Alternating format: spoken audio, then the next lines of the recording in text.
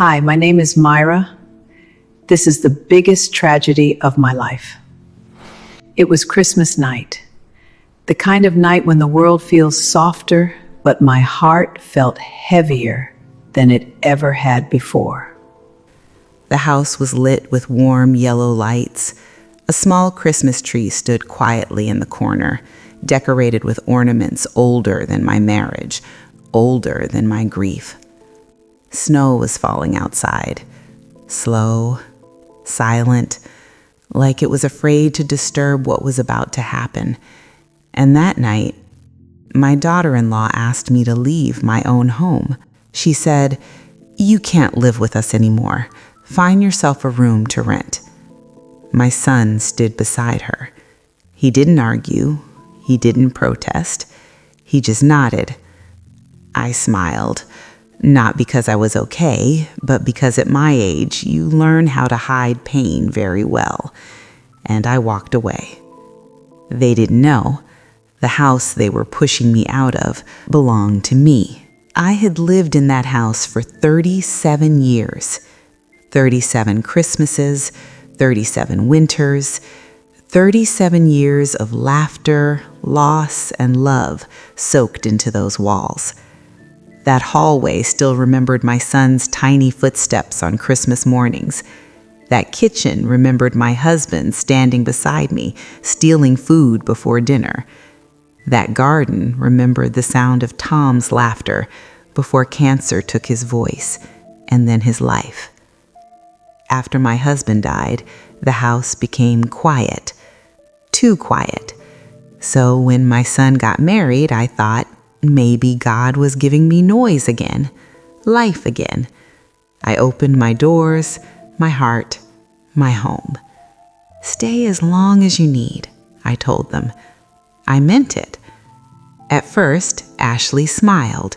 She called me Mom. She helped decorate the Christmas tree. I believed her kindness, but kindness that isn't real doesn't last long. Slowly, I disappeared inside my own house. My things were moved, my opinions were ignored, my presence became a problem. I started eating alone, talking less, smiling only when necessary. When I told David I felt invisible, he said, "Mom, you're too sensitive." So I blamed myself.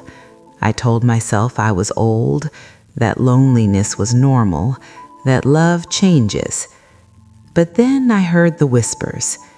"She needs to go. This house is worth so much. Once she's gone, we can finally live." I stood behind the wall, holding my breath, realizing that the child I raised was helping plan my erasure. That night, I cried into my pillow, so quietly, so no one would be disturbed. Christmas night came. I cooked all day. My hands shook, but I didn't stop. Turkey, potatoes, and lasagna, David's favorite since he was a boy. I wanted one last normal Christmas, one last moment where I felt like a mother, not a burden. Ashley walked in. She didn't notice the food, didn't notice the tree, didn't notice me. She crossed her arms. "This isn't working," she said. "We need our space. You should leave." On Christmas night, I looked at my son, my little boy, the same boy I held when he was sick, the same boy I stayed up for when he was scared of the dark. He nodded.